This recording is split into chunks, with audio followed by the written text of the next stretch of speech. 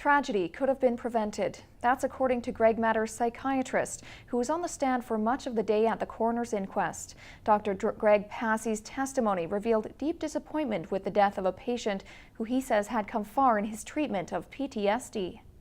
Dr. Greg Passey had been treating Greg Matters for chronic post-traumatic stress disorder since August of 2011. He testified Matters was suffering from extreme depression. His trigger was the sense of injustice at the hands of authority. Dr. Passey agreed to see Matters at the request of his sister, Tracy.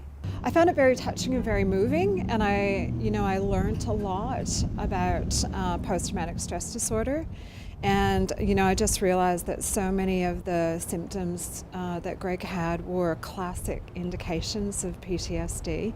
Greg Matters was shot and killed by the RCMP on September 10th of 2012, a time Dr. Passey testified Matters was well on his way to getting a handle on his disorder. The doctor testified he was contacted by local police the night of the standoff, but was not given the chance to talk to Matters. Had he been given that chance, he told the jurors he could have talked Matters down.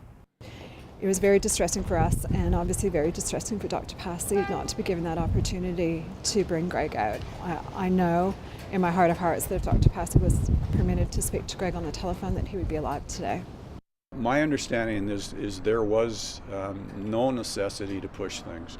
He was within a contained perimeter.